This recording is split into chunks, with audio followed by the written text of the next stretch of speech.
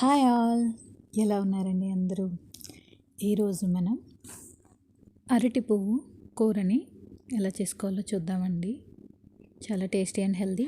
ముందుగా అరటి పువ్వుని మనం కోసి తెచ్చుకున్నాం అనమాట. ఇదిగో చూసారా, చాలా కష్టపడి కొట్టి మరీ తీసుకొచ్చాం.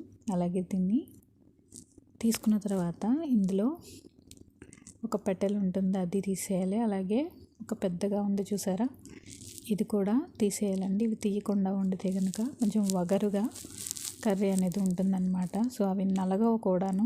సో మనం ఇలా మొత్తం బాగు చేసుకోవాలన్నమాట.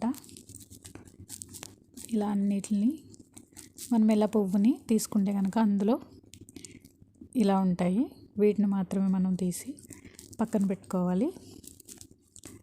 మా చిన్నప్పుడైతే మేము వాటిని బూట్లు అని కాళ్ళకు వేసుకుని తిరిగేవాళ్ళం మా చిన్నతనంలో.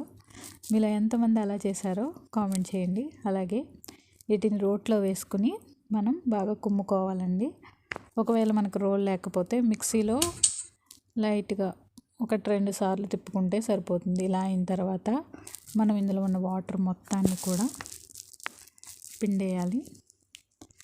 పిండేసుకొని ఒక ప్లేట్లో పక్కన పెట్టుకుందాం. అసలు వాటర్ ఉండకూడదండి, ఇందులో వచ్చింది మొత్తం పిండేయాలి.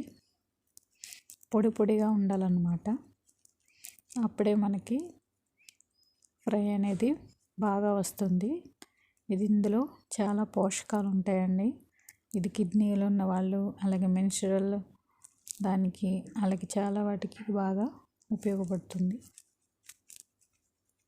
సో మొత్తం ఇలా పిండుకొని పక్కన పెట్టేసుకుందాం. అలాగే గ్యాస్ మీద పప్పు పెట్టుకోవాలి. పప్పు బాగా ఉడకకూడదండి, కొంచెం పలుకులుగా ఉండాలి పప్పు. చూసారా, నేను చూపిస్తున్న విధంగా పప్పు అనేది పలుకులుగా ఉండాలి, బాగా ఉడకకూడదు. ఇలా ఉంటే సరిపోతుంది. ఇప్పుడు మనం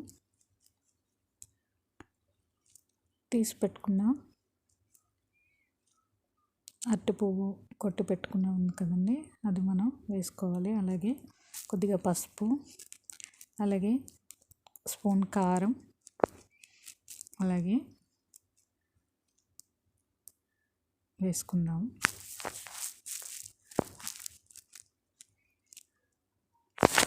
సాల్ట్, టేస్ట్కి తగ్గట్టు సాల్ట్ కూడా వేసుకోవాలి.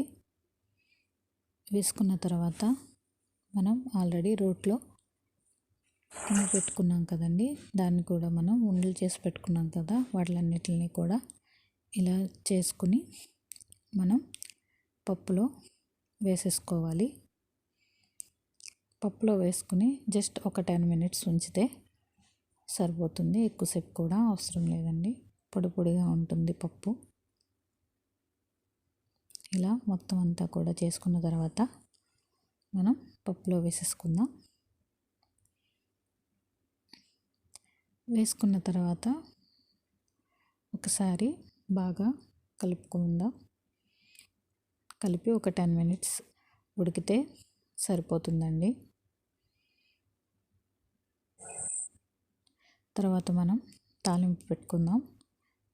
ఆయిల్ వేసుకుని అందులో తాలింపు సరుకులు, ఆవాలు, జీలకర్ర, అలాగే వెల్లుల్లిపాయ, దంచి వేసుకున్న వెల్లుల్లిపాయ వేసుకోవాలి. బాగా ఫ్రై అయిన తర్వాత కరివేపాకు, ఎండుమిర్చి కూడా మనం వేసుకుని బాగా ఫ్రై చేసుకోవాలండి. మనం వెల్లుల్లిపాయను కనుక బాగా దంచకపోతే అది పేలిపోతుంది. కాబట్టి వెల్లుల్లిపాయలు మాత్రం ఎప్పుడు కూడా బాగా దంచుకుని వేసుకోవాలి. కరివేపాకు కూడా వేసుకుని ఫ్రై చేసుకోవాలి. చేసిన తర్వాత మనం ఆల్రెడీ పెట్టుకున్నాం కదండి, వేసుకుని బాగా కలుపుకోవాలి. జస్ట్ 2-3 minutes కలిపితే సరిపోతుంది. ఇలా పొడిలాడుతూ ఉండాలి. మీరు ఎప్పుడైనా ఈ కర్రీ టేస్ట్ చేశారా?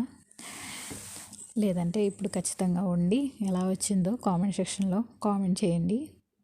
కొంచెం ప్రాసెస్ ఎక్కువగా ఉంటుంది కానీ చాలా చాలా టేస్టీగా ఉంటుంది. Please subscribe to Chinnam's kitchen.